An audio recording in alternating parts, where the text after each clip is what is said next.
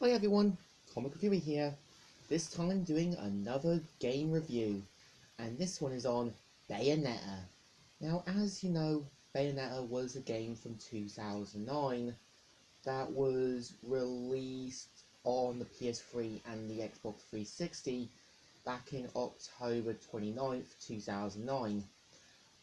In Europe, North America, and Australia was released in 2010. Now, keep in mind, since the game was directed by Hirokazu Kamiya, who also did work on Devil May Cry and Resident Evil, you kind of see there's a bit more references to his previous work, Devil May Cry, and does kind of feel like almost a copy and paste version. Now, the premise of the game follows Bayonetta, who is a witch and shapeshifter who awakens after a 500-year sleep, and of course learns from her informant Enzo that the other half of the eye, which the half she has, is in a small town known as Vingrid, as well as trying to learn more about her past. So of course, we see her not only trying to uncover secrets, but also finding more about her past on the way.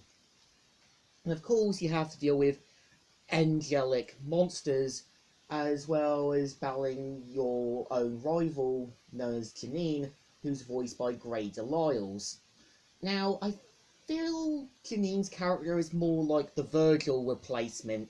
She's basically a rival with an opposite colour scheme, basically has skills similar to Bayonetta, and for the most part she's just basically a copy and paste version of Virgil. And of course you've also got Luca, who's basically the comedy relief, and basically is more of a journalist and tries to be this kind of like big macho guy when he fails. He's basically more of the parodied version of Lady, given the fact Lady's a normal demon hunter, the same with Luca. And I think for the most part the game really does try to push the game closely, but at the same time does fail a few bits. I think what the game does get well at, it gives you a chance to sort of learn about Bayonetta's past, as well as dealing with other angelic monsters from heaven.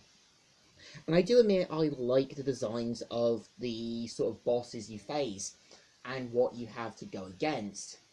I think for most parts I would say, yeah, the game does try to be almost too much like Devil May Cry, where scenes where when Bayonetta does stuff feels almost like something similar to Dante. And I think for the most part I give credit in designing Vingrid, like giving you this sort of European town, which kind of reminds me a bit of Devil May Cry 3, 4, but not too much.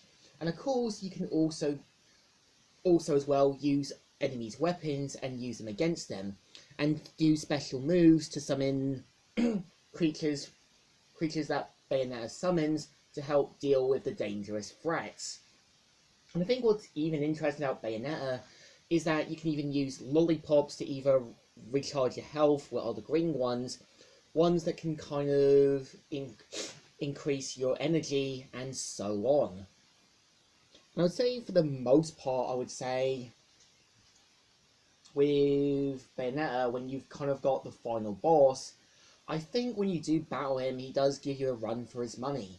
It's the same looking at the final boss fight with Janine, given the fact she kind of puts much fight similar to to Virgil.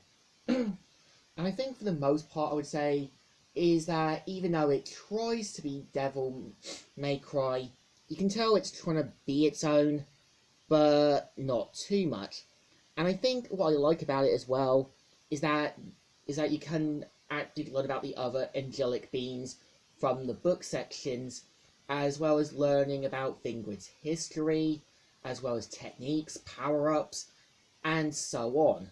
So I think, to me, Even though Bayonetta is a copy and paste version of Devil May Cry, it's still enjoyable, but isn't too bad. So I think it deserves a thumbs up. Still good and still alright. So, Comic Reviewer here, signing out.